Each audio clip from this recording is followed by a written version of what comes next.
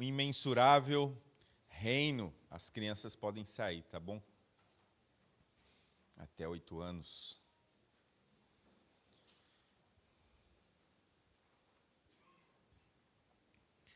O imensurável reino. Nós vimos, passamos, nos debruçamos sobre a parábola do semeador, lá nos versos 3 a 9, depois revemos do 13 ao 20 a explicação, e a ênfase ficou então na questão da responsabilidade humana. Na parábola da semente que cresce em segredo, versículos 26 a 29, a ênfase foi dada à soberania de Deus, bem exposto aqui pelo presbítero Pedro. E aí nós podemos entender que quando esses dois cooperam, o homem de fato desenvolve a sua própria salvação, porque Deus de fato está trabalhando nele. É evidência da obra salvífica na prática, na perseverança, na constância do homem em fazer aquilo que agrada a Deus. Então, de fato, o seu crescimento é abundante. E agora eu convido você a ler o texto comigo de Marcos, capítulo 4, versículos 30 a 34. Marcos, capítulo 4, versos 30 a 34.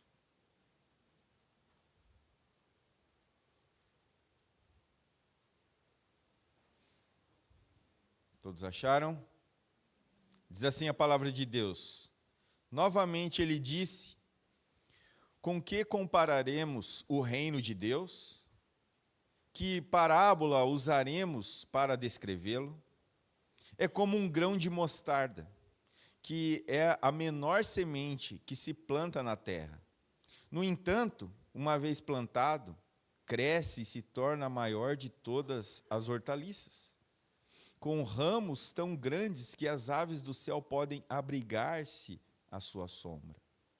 Com muitas parábolas semelhantes, Jesus lhe anunciava a palavra tanto quanto podia receber. Não lhes dizia nada sem usar alguma parábola. Quando, porém, estava a sós com os seus discípulos, explicava-lhes tudo. Amém? Baixe sua cabeça, vamos orar. Bondoso Deus, rogamos a Ti, ó Senhor, que nos dê entendimento, mas entendimento do alto, para que ele se aplique em nossa vida diária. Que nós possamos ser agora exortados, ensinados pela Tua palavra. Pelo Teu Espírito que habita em nós, possamos ser impelidos a viver aquilo que aprendemos. Que nós possamos demonstrar e evidenciar aquilo que Cristo fez em nós.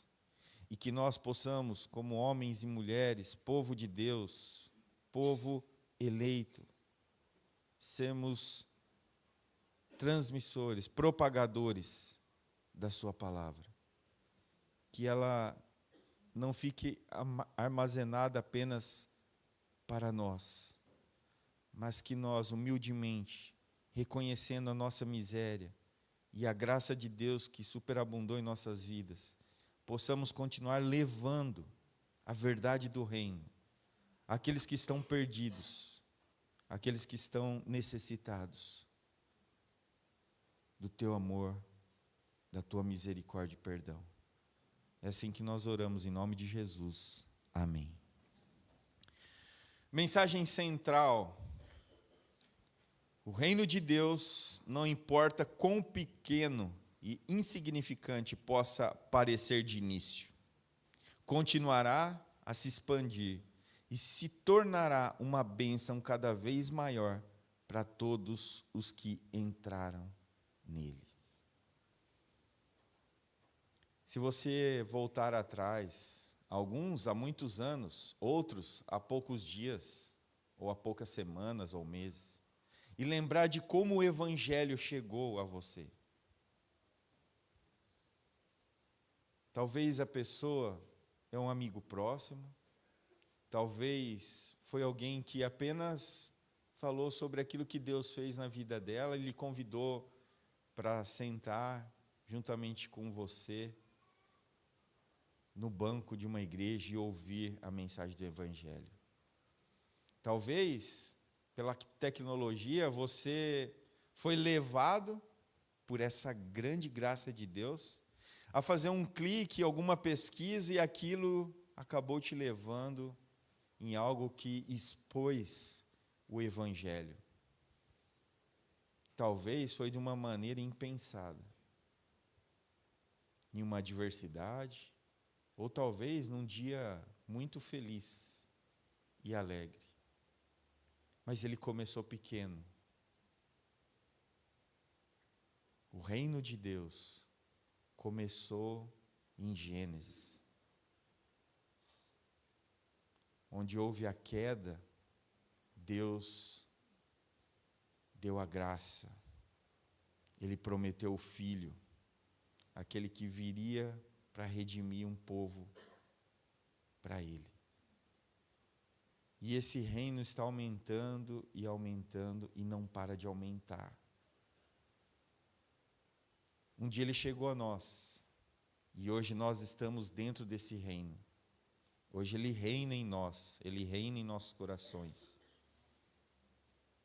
E essa graça e essa misericórdia não cessou quando chegou em nós.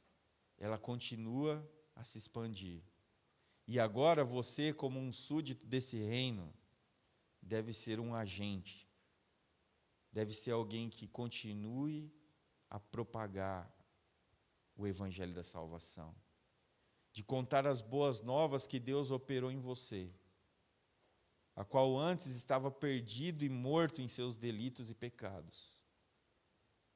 Mas como a graça de Deus o alcançou, e hoje, por conta dessa graça e misericórdia, você não é um mero filho de Deus, mas você é um agente de Deus nesse mundo, que deve continuar a refletir a luz da obra de Cristo em você.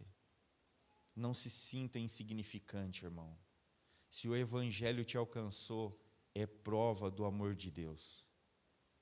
É prova que Ele ama você. Você não precisa de nenhuma outra motivação para seguir firme na sua jornada. Você só precisa saber que a graça lhe alcançou. E isso deve ser um combustível que nunca se acaba, para que você propague sobre essa obra de Deus na sua vida. O que une essas 3 parábolas aqui de Marcos é o fato que provém do contexto geral, que o ser humano não pode fazer nada a respeito da sua salvação, mas ele pode confiar plenamente no Deus que salva.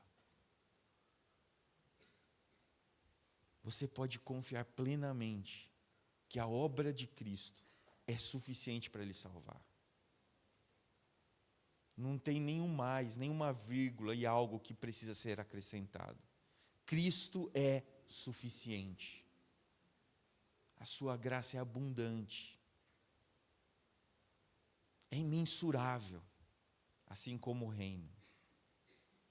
Então hoje, na exposição do texto, haverá um único ponto que vai se explicando no decorrer daqueles versículos que nós acabamos de ler. E também vai nos desafiando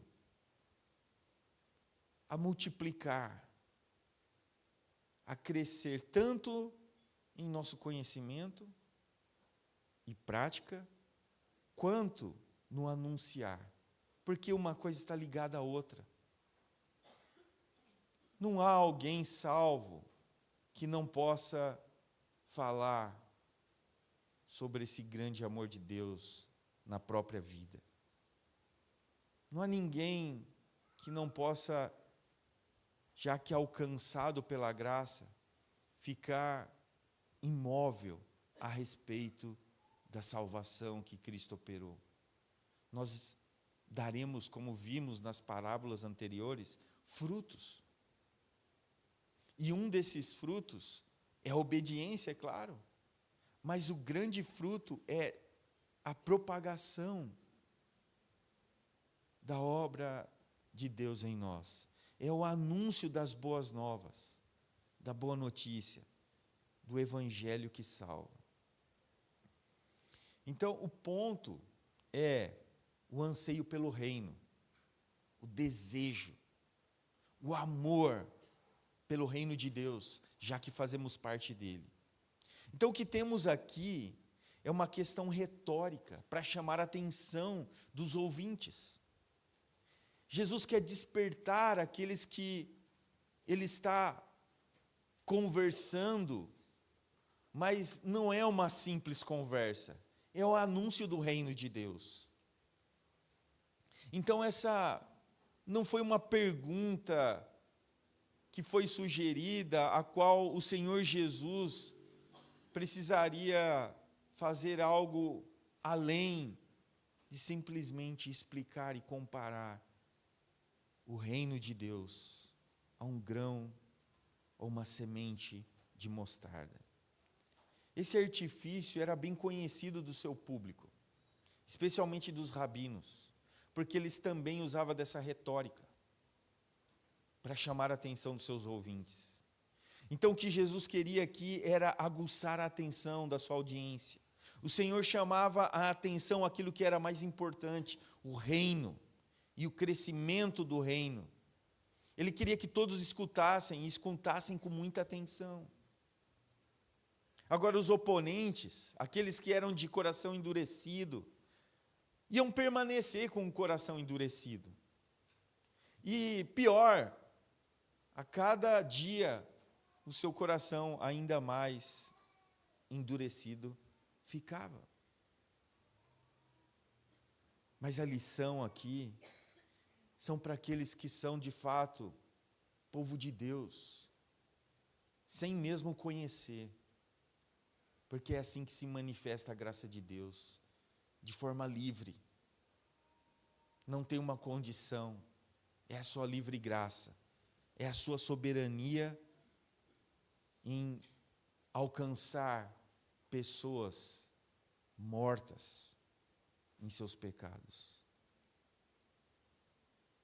Então, como figura simbólica de um grão de mostarda, a parábola, antes de tudo, descreve esse pequeno reino que se inicia.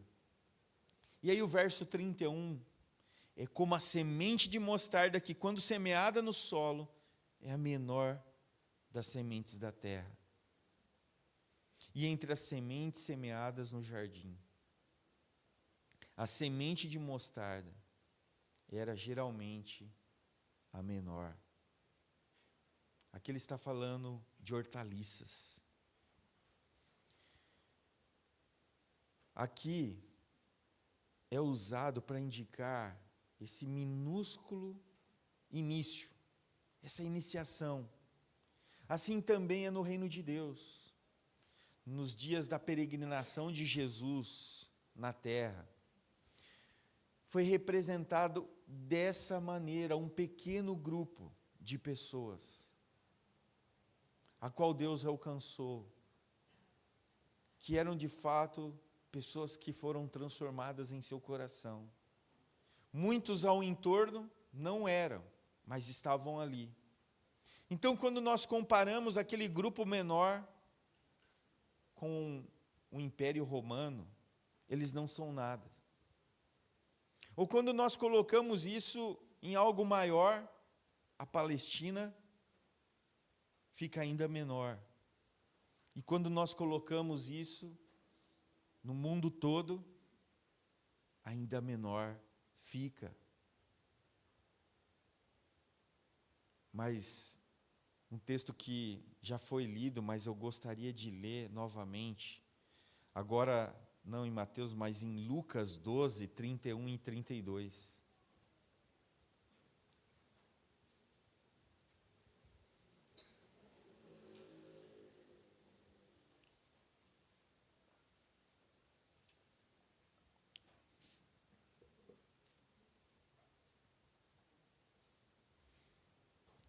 Lucas capítulo 12, versículo 31 e 32. Busquem, pois, o reino de Deus, e essas coisas lhes serão acrescentadas. Não tenham medo, pequeno rebanho, pois foi do agrado do Pai dar-lhes o reino. Olha o versículo 32. Não tenham medo. E aí ele delimita o grupo. Pequeno rebanho. Começou pequeno.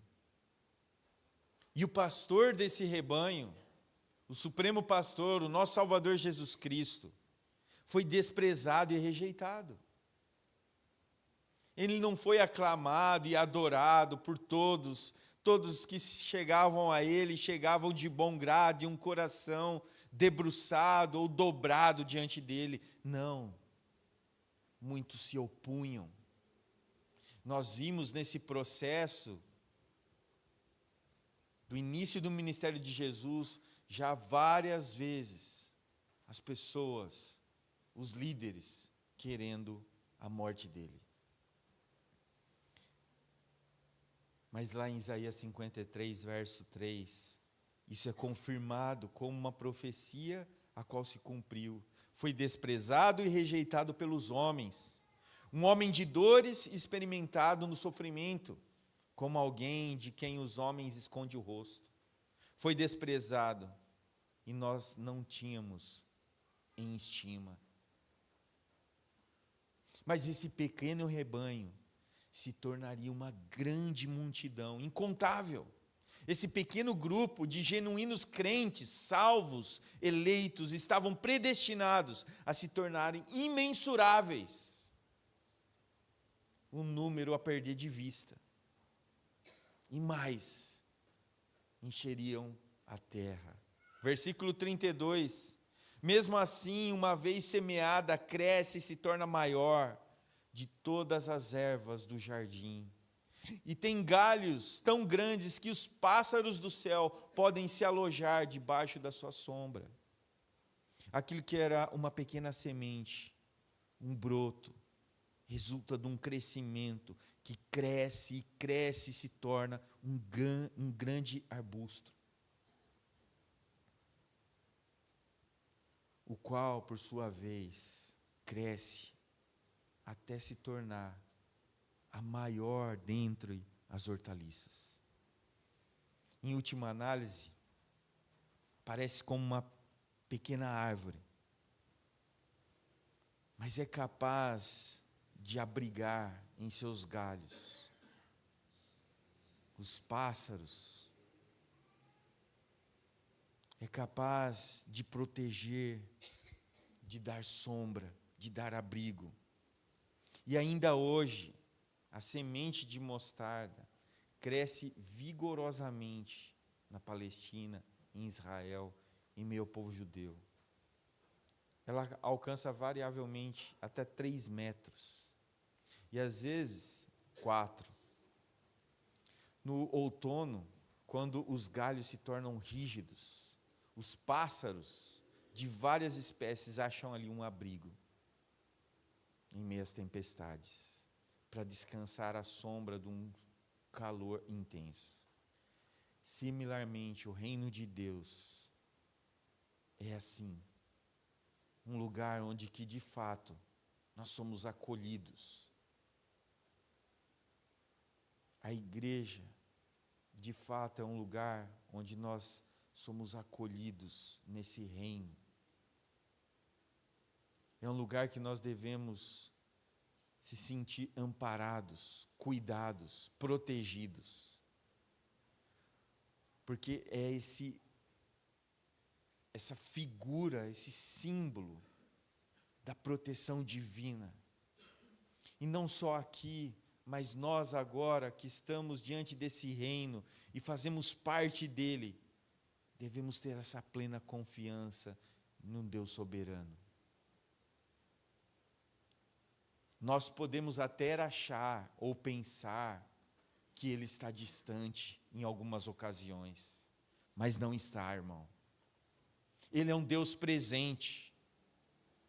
Ele é um Deus que se faz presente em todo momento, seja Ele bom ou ruim. Ele está lá. Ele não muda. Somos nós que falhamos, como bem dito pelo presbítero Pedro. Começamos a nos tornar independentes dele. E aí logo ele nos mostra.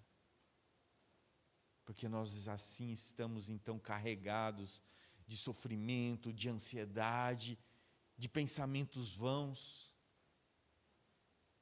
E ele nos chama de volta para o abrigo, em meio a esse reino. Ele nos mostra que devemos depender mais dele e mais dele. Ele nos mostra a nossa incapacidade. E isso deve de fato nos frustrar, mas não deve fazer com que nós perdamos ele de vista. Esse reino que foi comprado com sangue por Cristo Jesus. Nos 40 anos depois da morte de Cristo, o Evangelho já tinha alcançado todos os grandes centros culturais do mundo romano. Muitos outros lugares afastados também já havia a herança do Evangelho. Desde esse tempo, não para de expandir, alcançando pessoas de todas as raças, tribos e línguas, influenciando vidas de todas as maneiras. E está fazendo ainda hoje. De vitória em vitória, o exército do Senhor vai conduzindo para a grande e final batalha. Portanto, aqueles que primeiro ouviram essa parábola devem estar dizendo: tenham paciência, exercitem a sua fé, continuem orando, continuem trabalhando, não esmureçam, perseverem, porque o plano soberano de Deus não falhará, irmãos, não falhará. A diferença é que hoje o Evangelho está falando com uma força ainda maior. Porque na realidade essa parábola, essa profecia, ela já se cumpriu parcialmente. Porque nós sabemos que em todo canto há o Evangelho. Mateus 24, 14 diz: e este Evangelho do reino será pregado em todo o mundo, como testemunho a todas as nações, e então virá o fim. Grandes resultados, grandes processos começaram pequeno, mas esse gracioso reino de Cristo, não importa o tamanho, não importa o quanto são desprezados, não importa quanto parecem ao mundo insignificantes ou tolos, mas ele está se expandindo, ele está ganhando corações e mentes para a glória dele. Abra sua Bíblia em Apocalipse capítulo 6, versículo 1 e 2.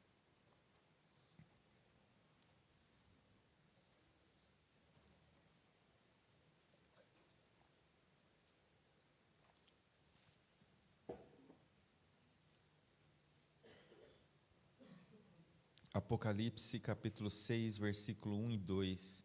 Observei quando o Cordeiro abriu o primeiro dos 7 selos.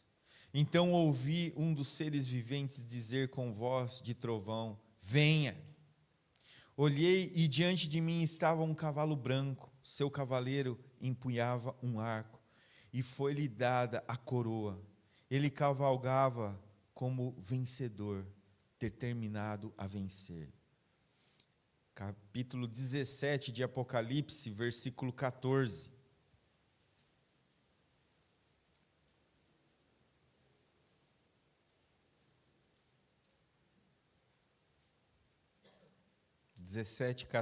Guerrearão contra o Cordeiro, mas o Cordeiro os vencerá, pois é o Senhor dos senhores e Rei dos reis, e vencerão com ele os seus chamados, escolhidos e fiéis. Eu e você, ele está falando dessa vitória que nós teremos, porque estamos ligados a Cristo. Eu e você, homens e mulheres, insignificantes, diante de um Deus tão grande, mas que foram chamados e agora têm um propósito, a glória de Deus. E nós já vencemos, porque Cristo venceu a morte e voltará e buscará os seus para todo sempre. Esse reino que já é estabelecido em nosso coração se estabelecerá ainda mais de forma ampla e definitiva. Isso está prometido a nós. Bem-aventurado é aquele que toma parte ativa em promover o crescimento desse reino. Começando em casa, mas não esquecendo de toda a criação.